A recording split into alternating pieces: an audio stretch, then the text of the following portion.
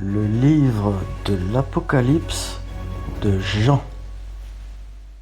Un grand signe parut dans le ciel, une femme enveloppée du soleil, la lune sous ses pieds, et une couronne de 12 étoiles sur sa tête. Elle était enceinte, et elle criait, étant en travail et dans les douleurs de l'enfantement. Un autre signe parut encore dans le ciel, et voici, c'était un grand dragon rouge, ayant 7 têtes et 10 cornes, et sur ses têtes 7 diadèmes. Sa queue entraînait le tiers des étoiles du ciel, et les jetait sur la terre. Le dragon se tint devant la femme qui allait enfanter, afin de dévorer son enfant, lorsqu'elle aurait enfanté. Elle enfanta un fils qui doit paître toutes les nations avec une verge de fer. Et son enfant fut enlevé vers Dieu et vers son trône.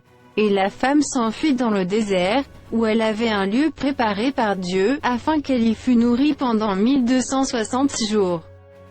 Et il y eut guerre dans le ciel. Michel et ses anges combattirent contre le dragon. Et le dragon et ses anges combattirent.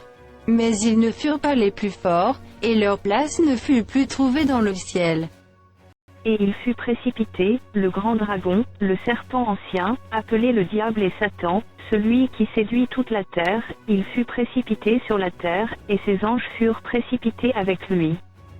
Et j'entendis dans le ciel une voix forte qui disait, « Maintenant le salut est arrivé, et la puissance, et le règne de notre Dieu, et l'autorité de son Christ, car il a été précipité, l'accusateur de nos frères, celui qui les accusait devant notre Dieu jour et nuit. » Ils l'ont vaincu à cause du sang de l'agneau et à cause de la parole de leur témoignage, et ils n'ont pas aimé leur vie jusqu'à craindre la mort.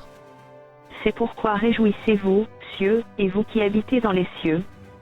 Malheur à la terre et à la mer, car le diable est descendu vers vous, animé d'une grande colère, sachant qu'il a peu de temps. Quand le dragon vit qu'il avait été précipité sur la terre, il poursuivit la femme qui avait enfanté l'enfant mâle. Et les 2 ailes du grand aigle furent données à la femme, afin qu'elle s'envolât au désert, vers son lieu, où elle est nourrie un temps, des temps, et la moitié d'un temps, loin de la face du serpent. Et de sa bouche, le serpent lança de l'eau comme un fleuve derrière la femme, afin de l'entraîner par le fleuve. Et la terre secourut la femme, et la terre ouvrit sa bouche et engloutit le fleuve que le dragon avait lancé de sa bouche. Et le dragon fut irrité contre la femme, et il s'en alla faire la guerre au reste de sa postérité, à ceux qui gardent les commandements de Dieu et qui ont le témoignage de Jésus. Et il se tint sur le sable de la mer,